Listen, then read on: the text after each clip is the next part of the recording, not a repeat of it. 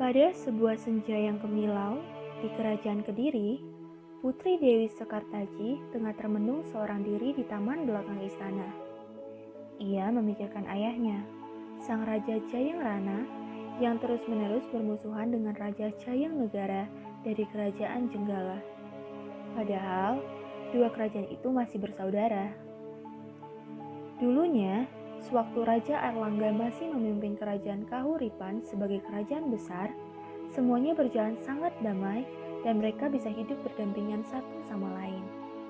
Akan tetapi, setelah Raja Airlangga wafat, Kerajaan Kahuripan terpecah menjadi dua, Kerajaan Jenggala dan Kerajaan Kediri.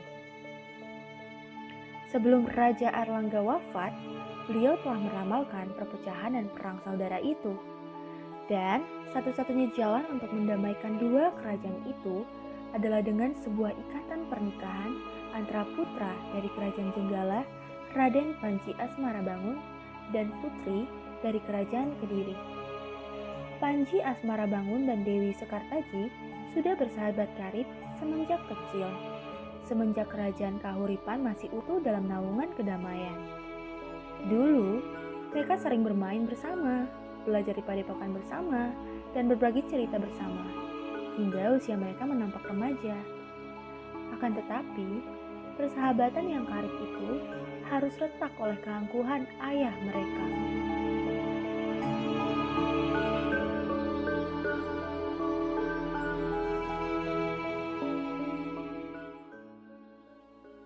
Setelah kerajaan itu terpecah, Panji Asmarabangun dan Dewi Sekartaji tak pernah bertemu lagi.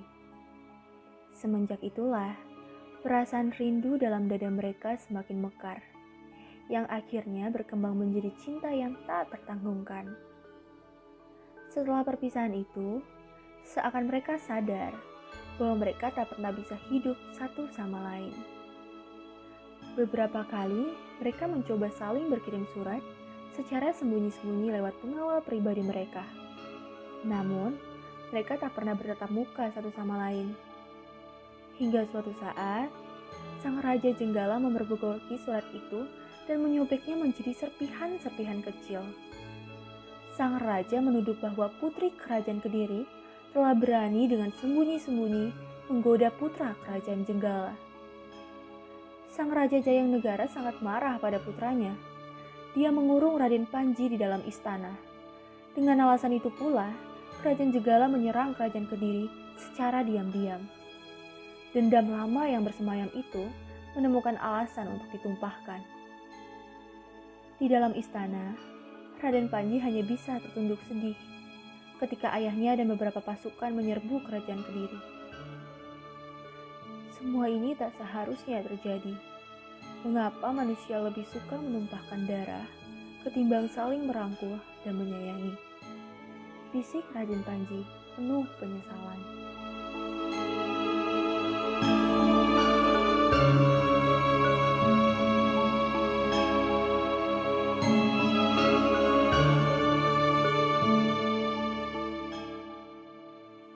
Sementara itu, ketika terjadi penyerbuan tiba-tiba dari Kerajaan Jenggala yang menyebabkan Kerajaan Kediri luluh lantak, Dewi Sekartaji berhasil melarikan diri dari kekacauan.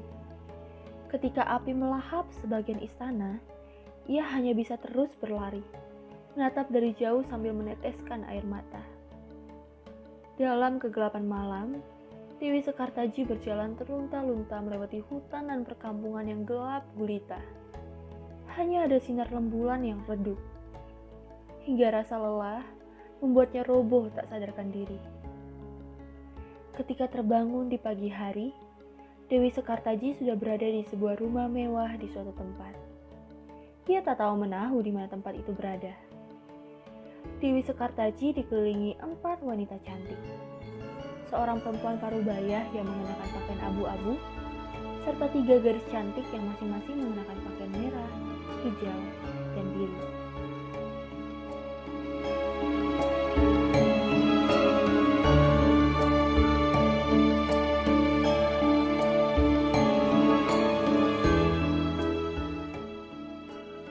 Kau sudah sadar rupanya, ujar perempuan parubaya bergaun abu-abu. Setelah sadar secara penuh, perempuan bergaun abu-abu itu mengenalkan diri sebagai Nyai Intan. Ia adalah seorang janda kaya yang hidup hanya bersama ketiga anak gadisnya, yakni Kelenting Merah, Kelenting Hijau, dan Kelenting Biru. Dewi Sekartaji pun mengaku bahwa ia lupa pada namanya sendiri. Ia lupa berasal dari mana dan hendak kemana. Mengingat kejadian yang menimpa kerajaan Kediri semalam, Dewi Sekartaji bermaksud menyembunyikan identitasnya dari siapapun. Maka selanjutnya, Nyai Intan mengangkat Dewi Sekartaji menjadi anak dan memberinya nama Kelenting Kuning. Dewi Sekartaji merasa bahagia atas keluarga barunya. Kini, namanya bukan lagi Dewi Sekartaji, melainkan Kelenting Kuning. Sebuah nama yang manis dan ceria.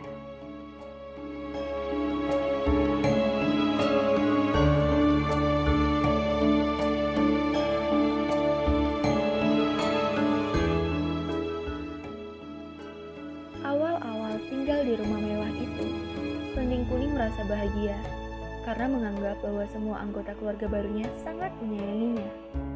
Akan tetapi, lambat laun mulai tampak perangai masing-masing anggota keluarganya, yakni ibu angkatnya serta 3 saudara angkatnya. Mereka memperlakukan Kelenting Kuning seperti seorang pelayan. Setiap hari, Kelenting Kuning harus bangun sebelum matahari terbit. Ia harus berbelanja ke pasar untuk menyiapkan menu sarapan.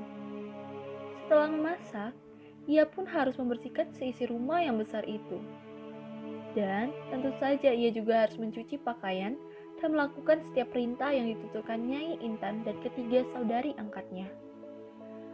"Kau tidak tinggal di sini secara gratis, Kuning," ujar Nyai Intan. "Kau harus melakukan apa yang aku perintahkan dan sebagai imbalannya, kau boleh tinggal dan makan di rumah ini. Jangan lupa bersihkan kamarku, jangan ada debu sedikit pun," kata si sulung Kelenting Merah. "Dan jangan lupa juga cuci semua pakaianku di sungai, jangan sampai ada yang terlewat." Kelenting Hijau turut memerintah.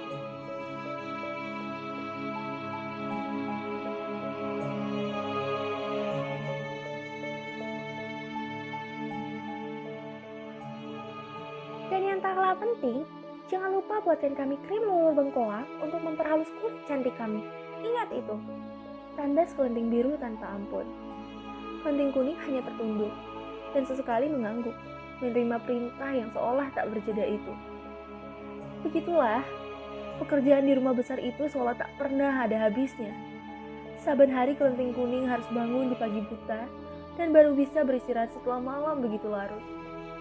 Terkadang, Kelenting Kuning menangis diam-diam dalam kamarnya, lantaran rasa lelah yang menggempur tubuhnya. Juga ingatan akan kerajaan Kediri yang masih belum ia dengar kabar beritanya. Dan tentu saja, tentang rasa rindu kepada kekasihnya, Raden Panji, yang semakin hari semakin berat. Seolah kerinduan itu telah menjelma balok es yang menindih tubuhnya, membuatnya menggigil saban malam.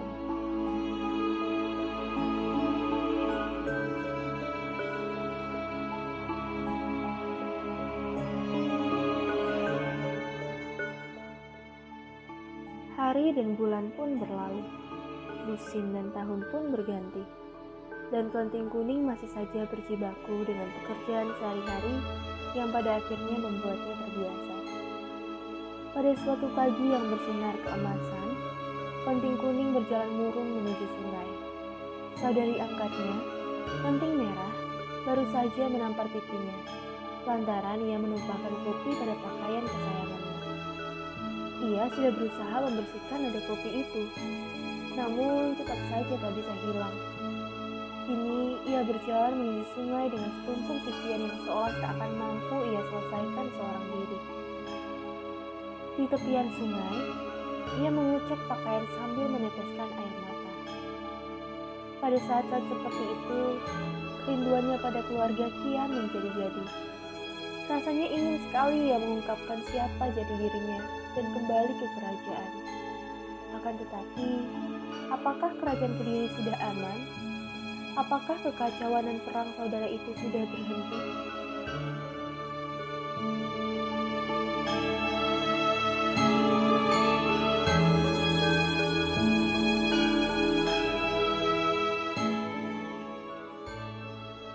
Klenting kuning menatap aliran jernih sungai itu sambil termenung. Hingga tiba-tiba, seekor bangau mendarat dari ketinggian dan berhenti tepat di sebelahnya. Melihat seekor bangau dengan tingkah lucu dan bulu putih bersinar, Klenting kuning tersenyum. Ia sedikit heran, mengapa bangau itu tak takut padanya, malah semakin mendekat dengan sepasang mata berkilauan yang seolah menatapnya. "Kau jangan bersedih, Putri." Suara lembut itu muncul tiba-tiba, membuat Klenting kuning terhenyak. "Siapa kau?" Klenting kuning memandangi sekelilingnya. Namun, tak ada seorang pun di sana. Hanya bangau putih itu. "Ini aku, Putri, sang bangau."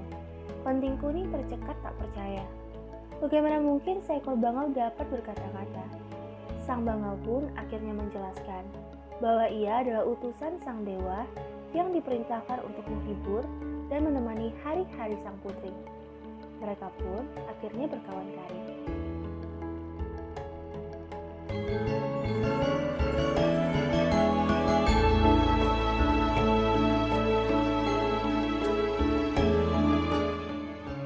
Dengan paruhnya yang panjang dan kekuningan, bangau itu menceritakan segenap kejadian di luar sana, yang jauh dari jangkauan Klenting kuning. Sang bangau juga bercerita bahwa kini kerajaan Kediri telah takluk pada kerajaan Jenggala. Putra mahkota dari kerajaan Jenggala, Raden Panji, dikabarkan akan dinikahkan dengan putri dari permaisuri pertama kerajaan Kediri, saudari Tiri Dewi Sekartaji. Akan tetapi, rupanya Raden Panji telah menyerahkan hatinya pada perempuan lain, yakni Dewi Sekartaji, yang tidak lain adalah Klenting kuning. Raden Panji tidak menyetujui pernikahan itu dan memilih pergi dari istana untuk mencari kekasih hatinya yang hilang. Mendengar kabar dari sang bangau, Klenting kuning tak kuasa lagi menahan dirinya. Ia ingin membuka jati dirinya dan pergi meninggalkan pekerjaan yang sekian lama telah mengungkung dirinya. Ia ingin segera menemui kekasih hatinya untuk menyempurnakan hatinya yang selama ini terasa berlubang. Akan tetapi, sang bangau mengingatkan Klenting kuning agar tidak bertindak gegabah. "Benar, Putri, setelah kepergian dari istana, kini Raden Panji pun telah menyamar sebagaimana yang Putri lakukan," ujar sang bangau. "Apa maksudmu?" Belas Klenting kuning dengan hati-hati. "Ya, Raden Panji Asmara Bangun kini telah menyamar menjadi seorang pemuda kampung yang tampan, bernama Ande-Ande Lumut." "Lalu, dia di mana sekarang?" "Ia tinggal bersama seorang janda kaya dan terhormat di desa Dadapan, yang tak jauh dari tempat ini. Ia melakukan itu semua semata untuk menemukanmu, Putri. Suatu ketika, seorang abdi kerajaan mengaku pernah melihatmu di suatu tempat. Lantas, ia melaporkan hal tersebut pada Raden Panji. Dan kini, Raden Panji mencoba menemukanmu dengan caranya. Itulah yang terjadi." "Lalu, apa yang harus kulakukan?" Saat ini, si Ande-Ande Lumut yang tampan tengah mengadakan sebuah sayembara untuk menemukan kekasih hatinya. Ia mengundang para gadis dari penjuru kampung untuk datang ke rumahnya. Dan Ande-Ande Lumut akan memilih salah satu dari mereka. Jadi, kusarankan kau ikut sayembara itu dan temukanlah kekasih pujaanmu itu.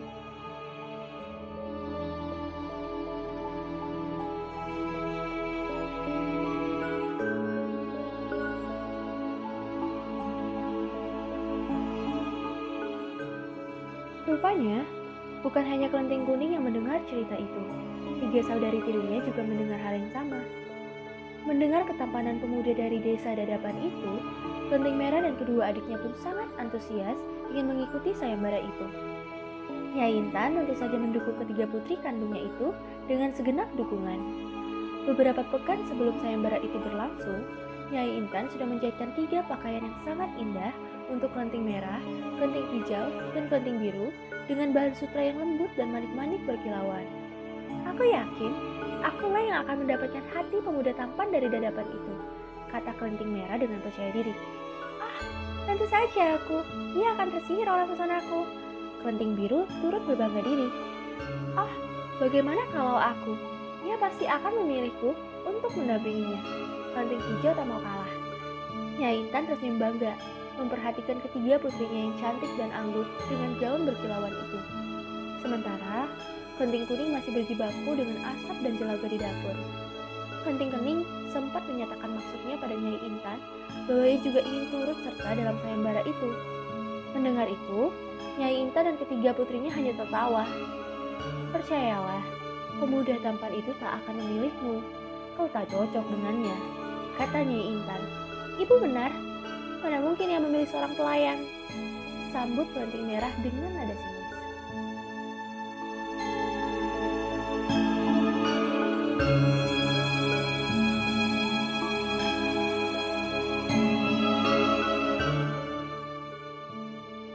Mendengar ejekan itu, Klanting kuning hanya bisa tergugu. Nyai Intan sebenarnya sudah mengizinkan Klanting kuning mengikuti sayembara itu.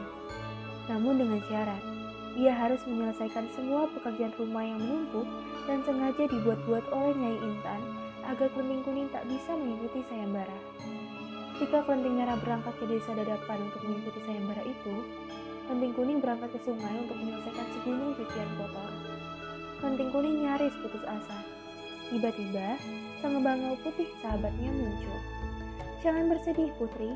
Bersiap-siaplah untuk berangkat ke Dadapan. Aku yang akan membereskan semua pekerjaanmu.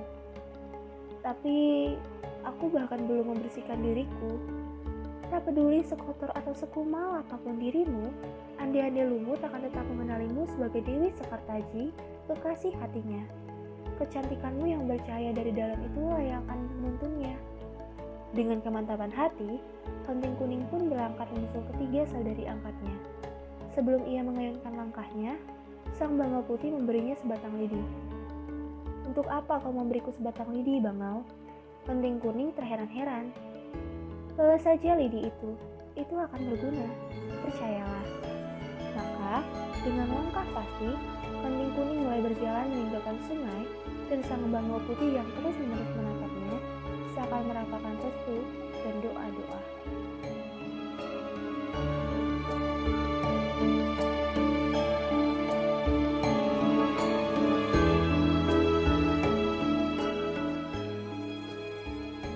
Dari kejauhan, Klanting kuning menatap tiga saudari angkatnya itu tengah berdiri ragu-ragu di tepian sungai yang sangat luas dan tenang. Melihat kedatangan Klanting kuning, ketiga gadis itu sempat terkejut. Bagaimana kau bisa menyusul kami? Apa kau sudah menyelesaikan pekerjaanmu? Selidik Klanting merah. Lihatlah, bahkan ia tak sempat membersihkan dirinya, komentar Klanting hijau. Untuk apa kalian repot-repot mengurusi kuning yang bau ini? Jelas-jelas dia takkan terpilih, ungkap Klanting biru penuh keyakinan. Yang penting sekarang adalah bagaimana caranya kita bisa melewati sungai yang luas ini. Ketika ketiga gadis cantik itu tengah ribut-ribut, tiba-tiba dari kedalaman air muncullah seekor yuyu raksasa dengan aroma amis dan suara menyeramkan. Wahai para gadis cantik, kalian tak perlu cemas. Akulah si Yuyu Kangkang. Aku yang akan mengantar kalian sampai seberang. Tapi dengan satu syarat, kalian harus menciumku satu persatu. Mendengar syarat yang diajukan Yuyu Kangkang, semuanya hanya diam menyembunyikan rasa jijik. Tapi sungguh, tak ada cara lain untuk melewati sungai yang luas itu tanpa bantuan sang Yuyu. Maka, satu persatu, Klanting merah, Klanting hijau, dan Klanting biru mencium Yuyu Kangkang secara bergantian.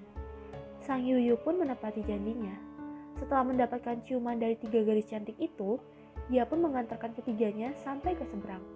Tinggallah Klanting kuning seorang.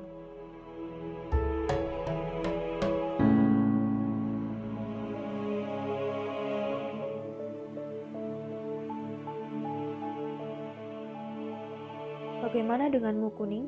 Apakah juga mau sampai ke seberang? Tanya Yuyu Kangkang. Aku akan sampai ke seberang, tapi aku takkan sudi menyentuhmu sedikit pun. Balas Klanting kuning yang disusul oleh tawa Yuyu Kangkang. Lakukan saja kalau kau bisa, ujar Yuyu Kangkang sambil melangkah mendekati Klanting kuning. Merasa dirinya dalam bahaya, Klanting kuning pun panik. Ia tak tahu harus berbuat apa. Ia tak membawa senjata atau apapun yang bisa ia gunakan untuk menghalau Yuyu Kangkang. Hingga tiba-tiba, ia teringat sebatang lidi yang diberikan sang bangau. Secepat yang ia bisa, Klanting kuning menyampaikan lidi itu ke Yuyu Kangkang. suara lecutan lidi itu menggelegar seperti suara guntur. Demi mendengarnya, Yuyu Kangkang lari terbirit-birit ke arah sungai. Kenting Kuning terus mengejar Yuyu Kangkang sambil terus melecutkan lidinya. Ketika lecutan lidi itu menyentuh air, secara ajaib, air di sungai itu perlahan surut. Hingga dengan mudah, Kenting Kuning menyeberangi ceruk sungai itu. Begitu Kenting Kuning sampai di seberang, air sungai kembali pasang seperti semula. Melihat itu semua, Kenting Kuning hanya dapat mengumandangkan rasa syukur atas keajaiban dari sang hayat yang dianugerahkan kepadanya.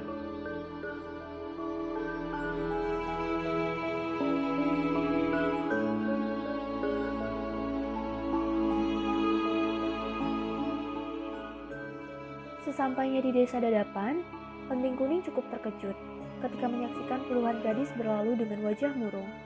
Rupanya, tak satu pun dari gadis-gadis itu yang dapat meluluhkan hati si Ande-Ande Lumut. Bahkan ketiga saudari angkatnya pulang dengan muka cemberut dan menunduk. Kenting Kuning pun bertanya-tanya, seperti apakah gerangan ketampanan pemuda itu?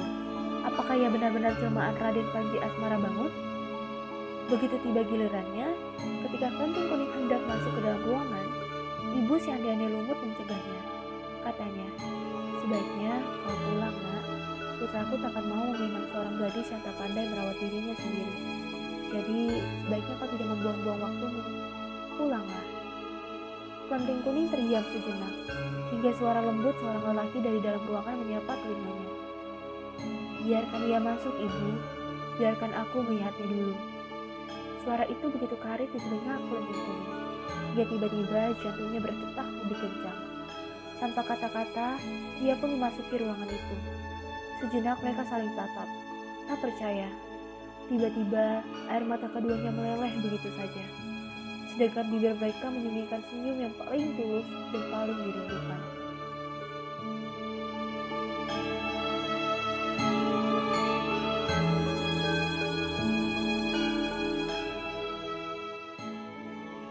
Kaukah itu Sekartaji? Tentu saja itu kau. Aku menemukanmu, Sekartaji. Aku menemukanmu. Kenting Kuning masih tersenyum utuh. Dadanya disesaki perasaan haru. Maafkan aku, Sekartaji. Maafkan aku karena kau harus melewati semua ini. Kenting Kuning masih tercekat, hingga Ande-Ande Lumut merengkuh tubuh ringkih itu dan membawanya ke pelukan. Kini, tak ada lagi yang bisa memisahkan kita, Sekartaji.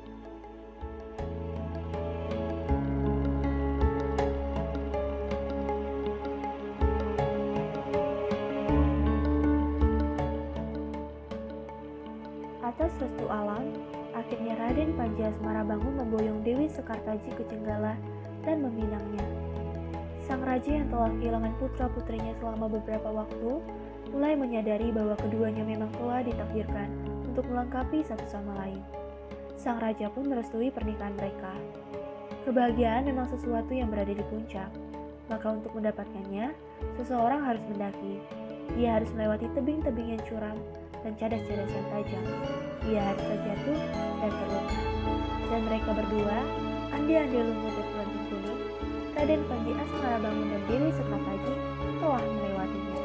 Telah tiba saatnya mereka menyongsong puncak kebahagiaan.